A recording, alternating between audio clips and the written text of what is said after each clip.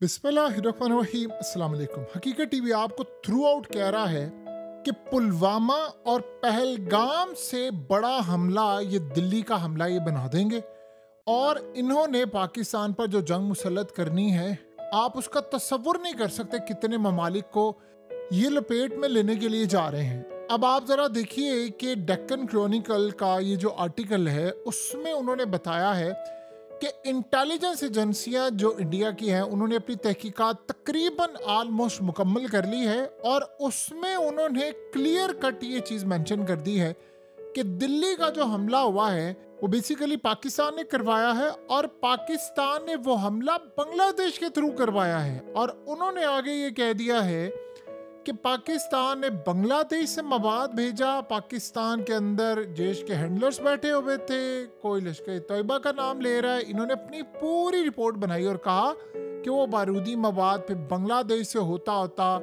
फिर ये गया है वेस्ट बंगाल में और वहां से पूरे इंडिया में आया। तो अब आप देख लें कि उन्होंने ये जो लोग कह रहे थे ना कि इंडिया इस दफ़ा डर गया है या इंडिया पाकिस्तान का नाम नहीं ले रहा, आपको कहा था कि आप इनकी बातों में ना आए। इंडिया असल में बड़ा घिनौना काम इस दफा कर रहा है और वो पूरी तरह खतरनाक काम कर रहा है। उन्होंने काम क्या करना है कि उन्होंने पूरी तरह इस तहकीकात में पाकिस्तान का नाम ले रहे हैं, पूरी तरह एक रिपोर्ट तैयार कर रहे हैं कि ताकि बाद में हमें कोई चैलेंज ना कर सके जिस तरह पिछली दफा हुआ।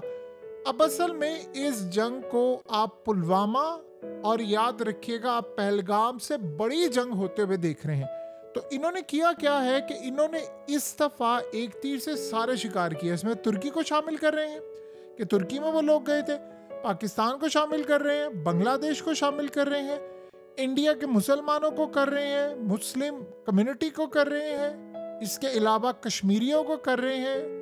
और इस दफ़ा सूरत हाल ये हुई है कि भारतीय फौज इस दफ़ा कश्मीर में ऐलानात कर रही है किसी ने भी इन दहशत गर्दों को छुपाया हुआ हम उसका घर तबाह कर देंगे, मस्मार कर देंगे, उसको खंडर बना देंगे और अब हम वहां पर आ गए। ये असल में इस वक्त की सूरत हाल मौजूदा चल रही है। तो आप उसका अंदाज़ा यहाँ से लगा सकते हैं कि जो इलेक्शन जीता है मोदी ने बिहार में, उसके बाद अब वो कितनी हद तक पावरफुल हो गए हैं कि भारत में अमूमी तौर पर जब इलेक्शन होता है तो जो अपोजिशन होती है वो हार तस्लीम करती है, मुबारकबाद देती है। ये पहला इलेक्शन है भारत के अंदर जिसमें राहुल गांधी से लेकर जितनी तमाम पार्टीज हैं अपोजिशन, उन्होंने कहा है कि हम सकते में हैं, ये रिजल्ट आ नहीं सकते थे। और वो इल्ज़ाम लगा रहे इलेक्शन कमीशन पर कि उन्होंने मशीनों में छेड़खानी की है और बहुत सारा मामला किया।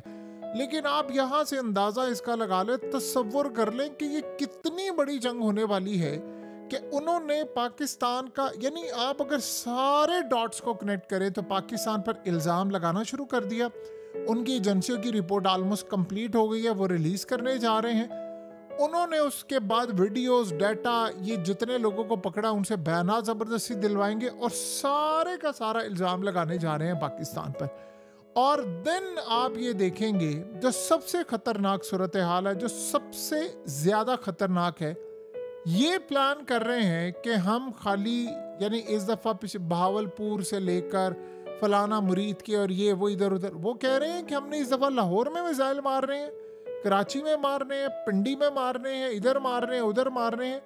वो हर जगह ये काम करने के लिए जा रहे हैं। तो आप अंदाज़ा नहीं कर सकते कि उनकी स्टोरी में इस दफ़ा क्या ट्विस्ट आ रहा है और क्या मामला हो रहा है। ये मामला इतना बड़ा और भयानक ये बनाने वाले हैं कि इस दफ़ा आपने गौर किया, हमले के बाद बिल्कुल पिन ड्रॉप साइलेंट है। सिर्फ मीडिया के ऊपर पाकिस्तान का नाम आ रहा है, उनकी मोदी ने कोई नाम नहीं लिया, उनके वजीरों ने कोई नाम नहीं लिया, सिर्फ इतना कहा है कि जिन्होंने किया हमने उनको छोड़ना नहीं है। और आप देखें हर रोज ये सारी डिटेल्स कौन लीक कर रहा है मीडिया के अंदर। जाहिर सी बात है मोदी गवर्नमेंट कर रही है, भाई एजेंसियों का तो इतना रोल नहीं होता इस लेवल का, जो भी काम करने होते हैं वो गवर्नमेंट में सिविलियन लोग करते हैं।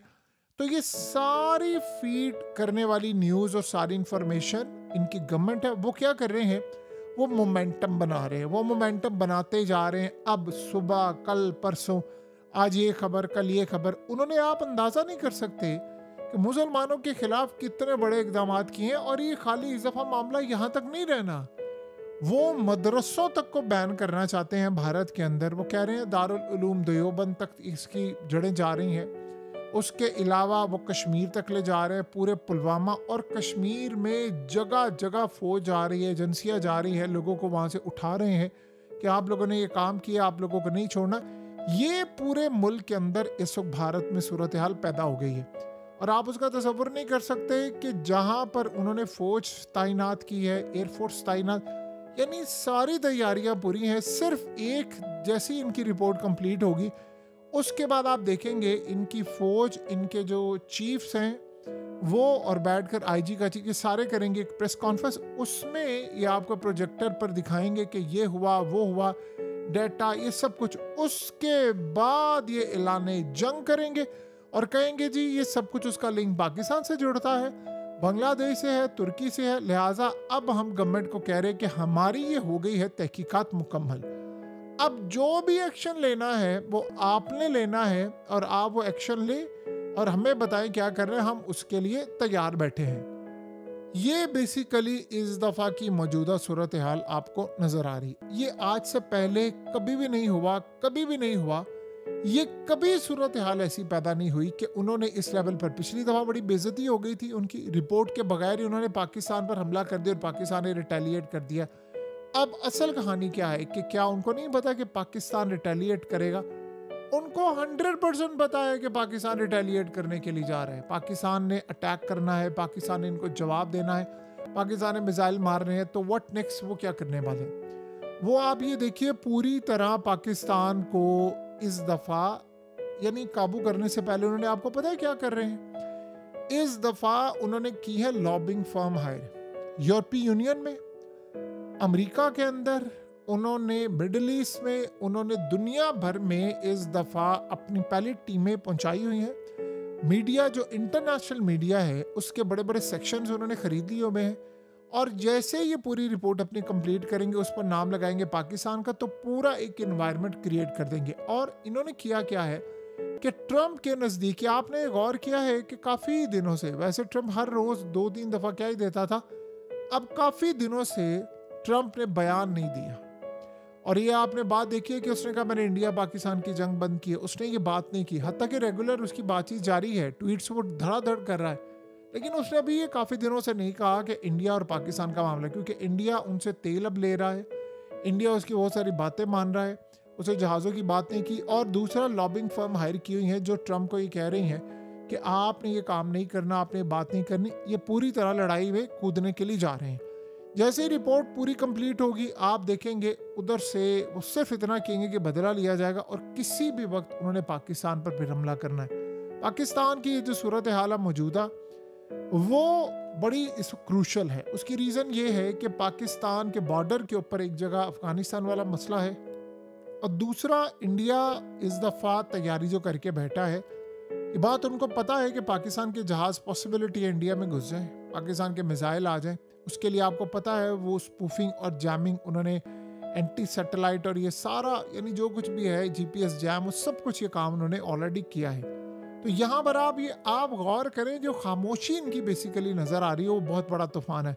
वरना हमेशा ये होता था कि जैसे ही हमला हुआ, अगले दिन ही पाकिस्तान पर इल्ज़ाम लग जाता था गवर्नमेंट की जानिब से कि ये पाकिस्तान के लोग हैं। इस दफ़ा उन्होंने काम नहीं किया, क्योंकि पिछली दफ़ा उन्होंने एक चीज़ देखी थी कि बहुत सारे ममालिक ने इंडिया का साथ नहीं दिया था, क्योंकि सब ने यही बात की थी कि यार अभी हमला हुआ है, कैसे आप 24 घंटे के अंदर कह सकते हैं कि ये हमला फलाने ने किया था, इसने किया था, उसने किया था।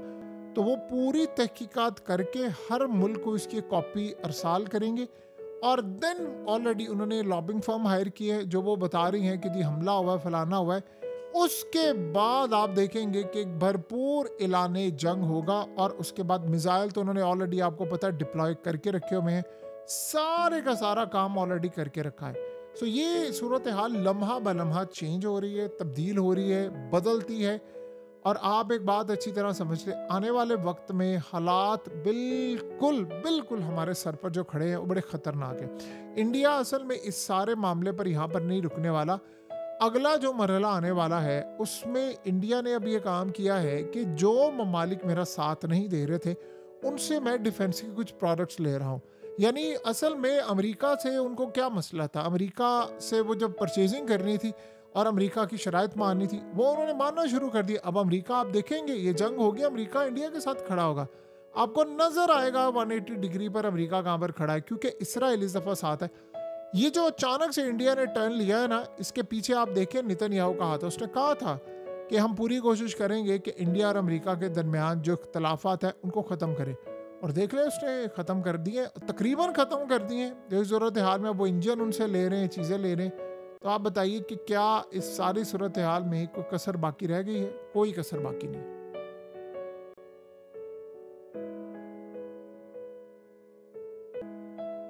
हकीकत टीवी को सब्सक्राइब करना मत भूलें, वीडियो को लाइक करें, शेयर करें और कमेंट सेक्शन में अपनी राय का इजहार ज़रूर करें।